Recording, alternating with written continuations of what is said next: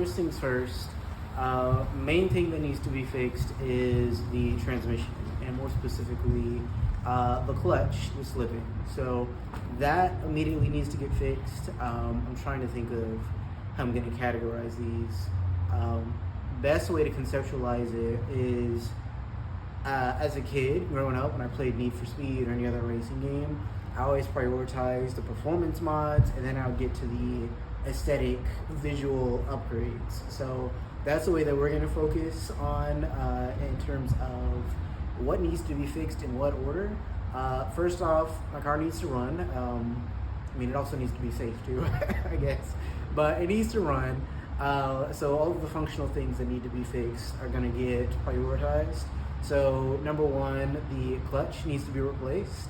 Number two, I need to finish replacing the ball joints. So we're going to get into that. I already replaced the CV axle or the drive shaft, but I'll walk through how to do that as well. And then the only other thing, functional wise, is the brake dust covers.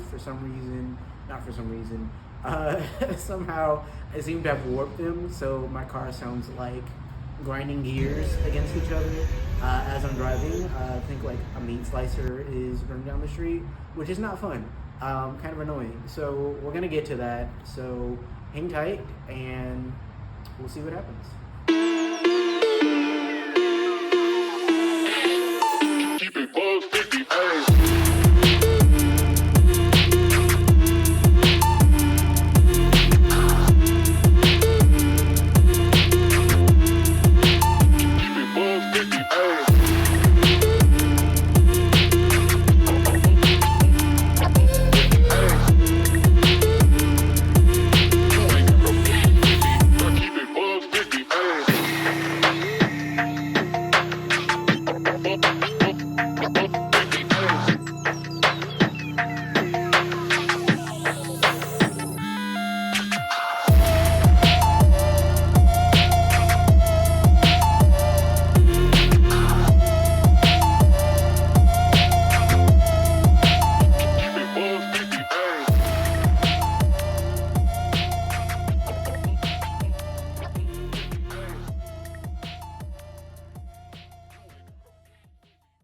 Alright, so first things first, the whole brake assembly needs to be taken off, or taken apart, I should say.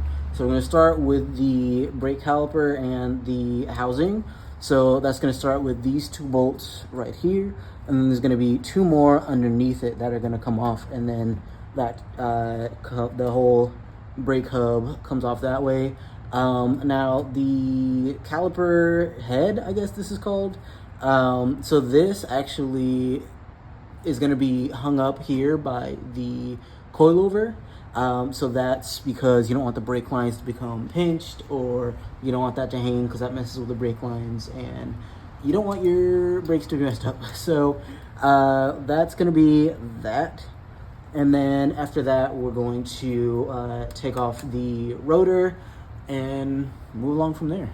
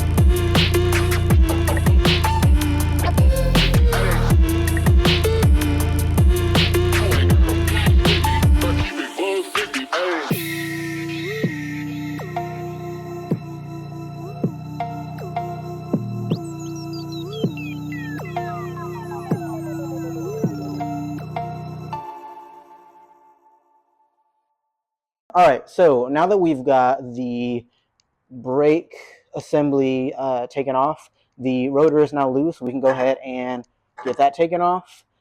From there, we're going to disassemble the knuckle from the shock, from the coilover. That's not what it's called, but the spring assembly. Go ahead and take that apart, and then that's going to allow us the wiggle room to take the CV axle out. So taking this off, there's this bolt here with the brake line. There's also the ABS sensor and another bolt right here that connects it that we're going to go ahead and remove and take off. And then after we get those off, take them, get them out of the way, and then we're ready to go ahead and start removing the pinch bolt back here and get the knuckle separated. So here we go. Keep it above 50,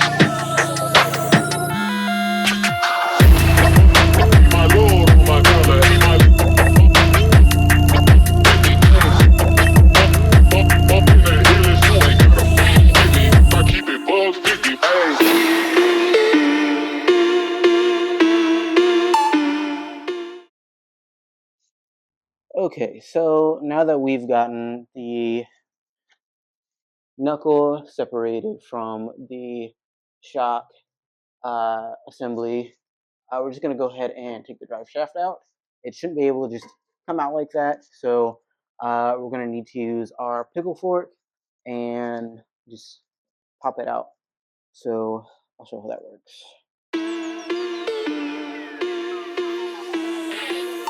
Keep it above 50,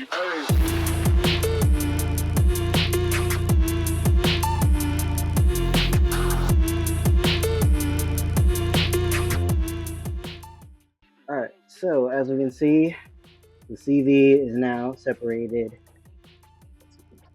CV now separated from the transmission, so we're just gonna pop that out. And all we did there is, we grabbed our pickle fork, push it up in there, handy dandy sledgehammer to jam some force into it. That's not what I want to say. a sledgehammer to wedge it in there, and then you might need to use a little bit extra force to pop it out, but that is out. There we go. That boy is out.